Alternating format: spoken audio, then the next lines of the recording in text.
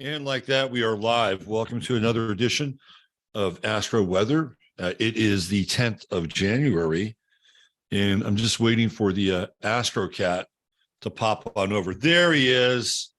The real star of the show has arrived. We can't start until the star of the show has arrived. Am I right? Yes. Yeah. Jasper, he may not be the Leo King, but he is the Kitty Lion King. And it's always great to have my first mate, the astrological cat, here. Okay, why don't we get going? By the way, I hope everybody's having a more than reasonable start to their week. And you're taking advantage of the Astro Weather Report here. A lot of times we'll talk about the moon because the moon is really the big mover and shaker with sort of daily astrological weather reports, because it's the one luminary that moves the fastest. So today we're at the 29th degree right here at airtime, the 29th degree, the anaretic degree of the Leo moon. It's so interesting how last week we had a day that was with the moon in Gemini at 29 degrees, the anaretic degree. So there's no energy left in the moon, right? And what's going to be interesting is the ingress into Virgo.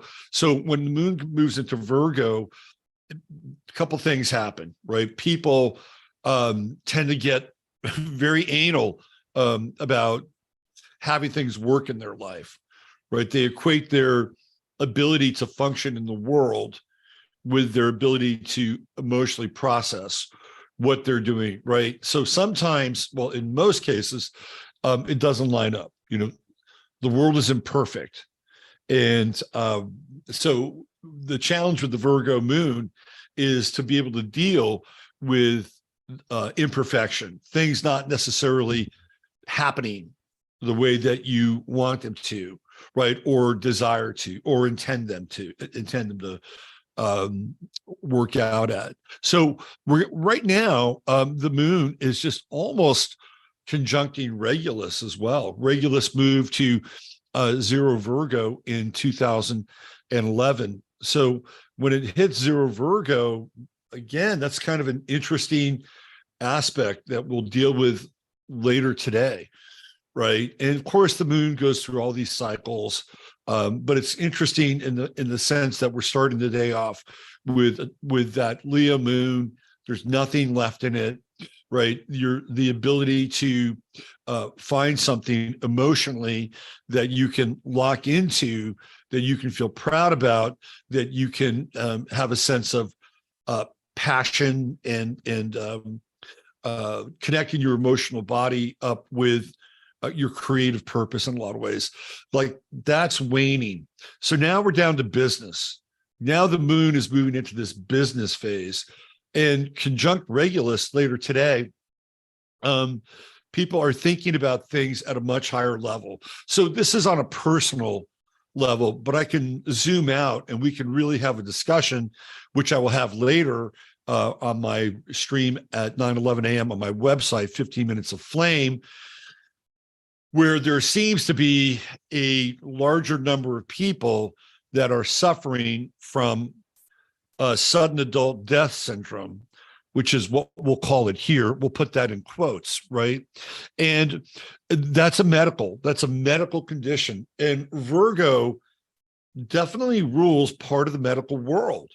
You know, when we deal with nurses, we're dealing with Cancerian energy and Virgo energy, right? If you're ever considering to becoming a nurse or somebody in the healing profession, I had a client, a young woman, last week who wanted to be a doula, and she had Saturn and Cancer right on her ascendant. You know, Cancer, of course, being related to birth, Saturn being a very interesting chart, super interesting young woman. But as we move into that moon in Virgo, again, given what's going on in the world, it's going to come into square with Mars retrograde. So there's going to be a lot of activity, a lot of emotional energy and electricity around a sense of urgency, right? The things that are happening, the things that we're seeing, like the body count is starting to pile up. So I think over the next 24 hours, and this is more on the mundane side of things versus the personal side, you're going to see people start to have a real sense of outrage around what they're experiencing. This would include, by the way, people in the medical profession, including nurses, right? So is this going to be the start of a quote unquote healing rebellion or a healing uprising? You know, we had a little bit of that yesterday with the Moon Saturn opposition. But when the moon kicks into Virgo, I think it's going to be I think we're going to experience a lot of energy, a lot of tension, and even conflict. And this could even bleed into your own life when we look back at the choices you've made and other people have made over the past 2 years. I wouldn't say it's reaching a crescendo, but man, it's getting real close. And then the other thing that we're going to be dealing with here through this lunar transit through Virgo is in 2 days, we're going to have that Moon Neptune opposition. And that's kind of a critical moment where there's so much information on the table. And yet with Neptune in opposition, it's an aspect that's prime for gaslighting. Prime for gaslight, because when we look at Neptune, we see Neptune as a planet that's associated with things like liquids and gas. And we've been going through a long Neptune transit since, again, 2011. There were a lot of things that happened in 2011. We had Regulus move to Virgo. We had Neptune move into Pisces.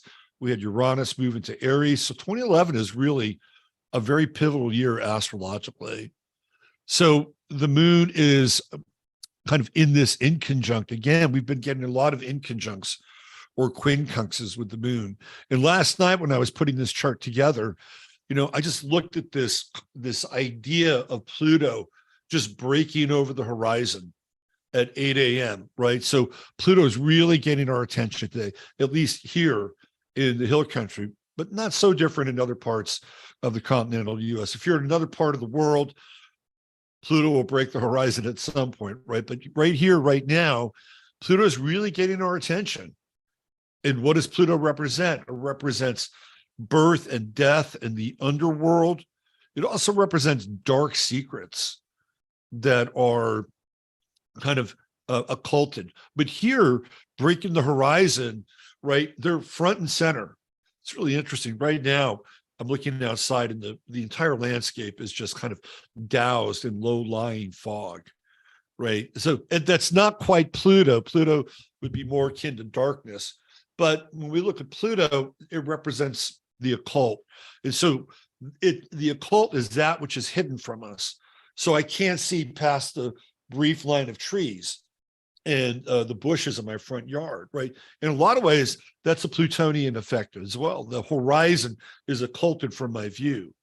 Now, Neptune would certainly fit into that category, but I think it's interesting that front and center, right here, we're dealing with Plutonian issues, and we're also dealing with this in conjunct with the moon right now, right? And we're dealing with no energy left in the moon. But again, in Leo, there's a lot of passion and there's a lot of intensity. And I'm just wondering, again, this is more mundane and more on the collective level, but I'm just wondering how long that this condition is going to last, right? How long are people going to just turn a blind eye to the numbers that are piling up? I think the next 24 hours are going to be extremely interesting, particularly when we get into that Neptune moon opposition. Again, this is going to be on the collective level, right? But it also has a personal impact as well, right? Because the idea with the moon in Virgo is, well, this is how I feel. How I feel is critical. It's either self-critical or my emotional experience is very important to me. Therefore, I have to take it seriously and you have to take it seriously, right? But with the Neptune opposition, you'll get blowback. You'll get people that will say, well, guess what? Your emotions aren't that important, or your analytical ability to process what you're feeling and to communicate that to the rest of us. Well, that's just flat out wrong, right? And we've seen this gaslighting taking place at a high level, at a local level, and even at a familial level. The one thing that we can look forward to is we can look forward to the moon moving into trine with Mercury, with the Mercury retrograde. That'll happen tomorrow, and then in trine with the sun. So there's more of an emotional cohesion, right? There's a sense that what you're investing in emotionally actually pays dividends. It pays, like all of your studying and your fact finding and all the work that you've done in terms of things like research, right? It pays off. It pays off. It's like, yep, that adds up. Yep, that adds up. The arithmetic of reality begins to cohere. Now, the other thing too, when we deal with Leo, we're dealing with the heart, right? And what are people seemingly suffering from on a daily basis? Hello, myocarditis, right? And then we have this in conjunct with Pluto. It's right there, right? Astrology is showing us what's going on. It's absolutely revealing the crisis at hand when it comes to people and what there's, again, if you want to find out more about this, I'll be talking about it in length on my show, which I'll give you the URL for in a few minutes here. So what else do we have going on? We still have Venus in trine with Mars. Mars, of course, getting ready to go station. And then once it does, it'll go direct on Friday, the 13th. We started off with Mars going retrograde on Halloween and then going direct on Friday, the 13th. Kind of an interesting pattern of symbolism there. But by and large, the Venus-Mars trine is pretty good for relating, especially between the masculine and the feminine energy. But again, it's at a mental level, right? So a lot of your transactions should happen quickly, theoretically, right? Those transactions should happen fast. What I mean by transactions, it's agreements, making appointments. If something happens where the appointment has to be rescheduled with a Mercury retrograde, it can happen quickly, right? With Uranus squaring Venus, that brings another variable into the equation. So things don't always go as planned with the Venus-Uranus, where Uranus being the ruler of Aquarius, where Venus is, might be a little more sympathetic in terms of disruptions, right? Especially in terms of just relating. Venus and Aquarius wants to get along with everybody, right? It wants to be sort of the universal friend. Uranus throws a bit of a wrench in that, and it might not necessarily be a bad thing. If you're used to relating to a certain group, well, this is my peer group, these are my people, this is my tribe. Uranus can come in and flip that, and you could wind up having interactions with people that are outside of your circle of comfort, right? Or as Robert De Niro said in The Fockers, right? The circle of trust. So this could be an interesting moment. Uranus, Venus squaring Uranus is disruptive. So it does break up your patterns in terms of how you're relating and who you're relating with. So even if you're somebody who stumbles upon this channel and your political views or your take on reality might be dissimilar to mine or some of the other people that watch this channel, there's a good chance that you may wind up even flipping to other people on the other side of the equation. And I think that is happening more and more. There are people that are waking up to what's happened medically to us over the past going on almost 3 years now. It'll really be 3 years on 311 when everything just shut down, right? We hit that 3-year cycle, which is half of 1/4 of a Saturn cycle. So what else do we have today? Mercury is retrograding back further into that square with Chiron. Again, in terms of communication, Mercury in Capricorn just wants to get shit done, right? It wants to be efficient.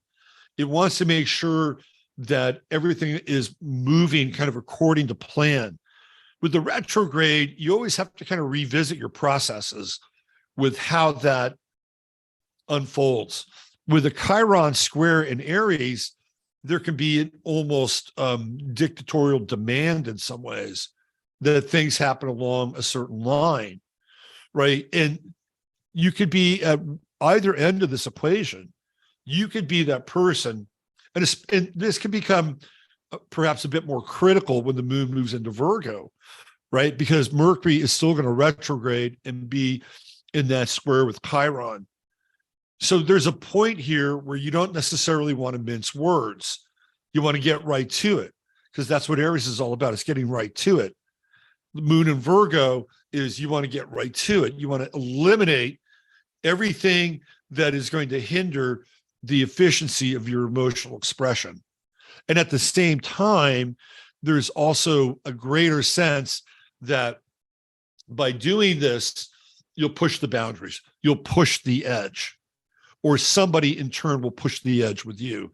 And sometimes these things are inevitable, right? Astrology can give us some interesting workarounds, understanding, kind of where the energies are. But, every now and then to make an omelet, you gotta break an egg. Isn't that what the saying goes? Right. And you have to get some shell inside the egg. This could be one of those moments. Like, life isn't always, easy, right? It's not always easy. And in a lot of ways, we've kind of gotten addicted to the easy button. So if you happen to break a few eggs over the next couple of days, it's just the way it is, right? This is how these things unfold. Now, Mercury does have a nice trine with Uranus going on right now.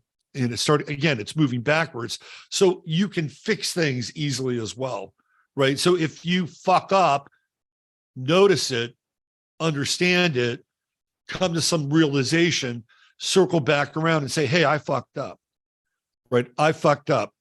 And in this period, those changes can happen very, very quickly, right? So there's a lot of really rapid fire energy, at the start of the year here. It's not sluggish. We may get into a bit of the sluggishness when the moon opposes Neptune in a couple days, but you can actually recover from some of the things that you might say in error or in haste. Don't sit on it. Don't sleep on it. If you know that you fucked up, just say, hey, look, I fucked up a little bit here. I own it. This is really what I was trying to communicate, and it may not have come out the way that I really wanted it to, but that doesn't really change what I was trying to communicate. What I need to change is to communicate it in a way that might be better for you to hear it, right? And I think that's where a lot of the energy is right now. So this is going to be a very interesting day. This next 48 hours is going to be super interesting when it comes to what's gone on over the last 3 years. You can feel it mounting. You can definitely feel it mounting. And this 29th degree of the Leo moon representing really the heart of the matter. And that's intentional. That's an intentional metaphor representing the heart of the matter in conjunct with Pluto, the planet that's related to life and death and at times rebirth. This is a big part of the energy of the day. So I would say, personally, you've got a map. Collectively, we're going to watch things unfold today over the course of the next 48 hours. They're going to be very, very interesting. All right, let's talk about the star of the day. It was tough. I had a tough choice. Did I want to go political? Did I want to go culturally controversial? One of my options today was Jared Kushner. I decided to pass on Jared Kushner. Another one of my options today was Linda Lovelace. And I thought, yeah, I'm going to skip Linda Lovelace. She's kind of interesting. I know a lot about her backstory, but no. And then another option was the parent killer, Lyle Menendez. I thought about Lyle Menendez. Today's kind of a weird day in terms of the star of the day, but I decided to pick somebody who I think is kind of inspirational. I like to leave it with a little inspiration. So you might know him for his grill. Other people know him for being a boxer that basically had two careers. That's George Foreman. And I think George Foreman has a very interesting chart. And one of the things that that I stumbled upon when it came to looking at George Foreman is I realized George Foreman, Muhammad Ali, and Joe Frazier, they're all born in the same month. They're all Capricorns. Three of the greatest heavyweight boxers of the 20th century all share the same sign as their birth month. I thought, wow, that's really interesting. And Foreman is a fascinating character, right? So he's got Mars and he has Mercury in Aquarius. And we know that Aquarius is contrarian. So, and this image always stood out for me with George Foreman from the 1968 Olympics in Mexico City. So while you had people like Lee Evans and John Carlos and Tommy Smith, who were displaying the Black Power symbol on the medal stand for America. By the way, that was so controversial in 1968, just so incredibly controversial. Nobody had ever seen that before. Think about how we felt about Colin Kaepernick taking a knee during the football season. Now, what's interesting about that time is that protest was in the air. So even though it was controversial, it wasn't like it was, this rare and exotic mushroom that just sprouted or sprung up, in Mexico City. But here you have George Foreman, who is doing the exact opposite. And this image is really telling. He's wearing his tank top, right? And now I don't even think they wear tank tops anymore when it comes to boxing in the Olympics. They just have the shorts that represent their country. And he's bleeding. And on that day, George Foreman beat the heavyweight champion from the Soviet Union, who had hailed from Lithuania, but Lithuania was part of the USSR. So in a Cold War moment, George Foreman essentially takes on their version of Ivan Drago and wins. And he has the blood of his opponent on his jersey. And in true Mars Mercury conjunction in Aquarius, he's having a contrarian moment. Instead of raising his fist for the Black Power symbol, George Foreman is waving the American flag. Who do you think got more press? Who do you think got more headlines during that time? It was Carlos, Hines, and Smith. But you can see it here, right? The other thing about Foreman that's really interesting is this Gemini, midheaven. George Foreman essentially has three careers, two careers as a boxer and one career as a spokesperson for what? The George Foreman grill. And what do we associate with using a grill in your home? Domesticity. Which planet rules domesticity? It is the moon, and he has the moon conjunct the midheaven. And if you follow George Foreman's career path, he was this big, brooding beast of a boxer. He was incredibly strong. And when I was a kid, I saw George Foreman actually fight Joe Frazier on closed circuit TV in the Oakland Coliseum with my father. And I remember driving up there, I said to him, I think Foreman's going to win. And he was a huge underdog. And he came in and he gave Joe Frazier an uppercut that was so powerful, it literally lifted him off the mat of the boxing ring. And that George Foreman was brutal. That was Saturn, all business on the ascendant, right? That was Saturn trining his sun, Saturn trining Jupiter. His Capricornian energy just translated and channeled right onto the ascendant. And George Foreman was a feared man, a really feared man when it came to the ring. And then he has his debacle with Ali in Kinshasa, Zaire. And it's almost like he becomes somebody different after that, right? And he doesn't really, I don't think he regains the heavyweight title. He fights people like Ernie Shavers and the great match with Ron Lyle. But then he comes back later and at an advanced age, hello Capricorn, right? He comes back later and he wins the heavyweight title. He's bald, he's bigger, but he's an incredible story. So he has two boxing careers. And then he comes up with the George Foreman grill. And, he makes a shit ton of money off that, right? And here we have Mars, Mercury trining the moon. And he becomes this affable spokesperson. And what's very interesting about Foreman and Ali is how their arcs are very different. So when Ali is younger, he's the one that's more gregarious and colorful and articulate.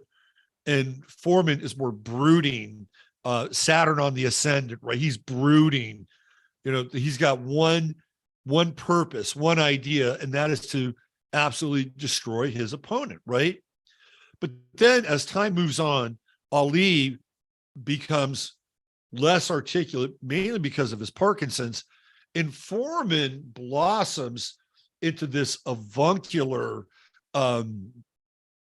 jovial character and actually has some deep insight into Ali and his relationship with Ali. So he has this really interesting kind of career arc and a personal arc. It's absolutely fascinating in a lot of ways.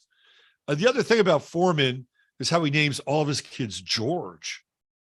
And again, we see Gemini on the midheaven, right? And in the fourth house, which represents children, he's taking this Mars energy, moving it up to the moon, and basically saying, I'm going to name all my kids George because I don't want to lose track of them. I know they're all George. And that's another odd and weird, quirky part that Foreman has. He's not dumb, right? People at Mercury and Aquarius are bright people. For Foreman, it's almost like he has to go through some deeper transformation in order to access the kind of latent genius of Mercury and Aquarius. What's also interesting about Foreman's chart is that both he and Ali have Pluto in the 12th house. And I've talked about Pluto in the 12th house before. A lot of famous people have Pluto in the 12th house, and it feels like they're driven. They're driven by early life circumstances, things that we don't see, understand, or know about who they are. And it drives them to be somebody, to accomplish something. Tom Brady has Pluto in the 12th house. Madonna has Pluto in the 12th house. And ultimately, Foreman's values are defined by Neptune in Libra. So, Neptune in Libra or Neptune in the second house, a lot of times people say, well, that's just a death knell for your finances. Not necessarily, right? Because George Foreman rode that kind of Neptunian wave like a lot of boxers do.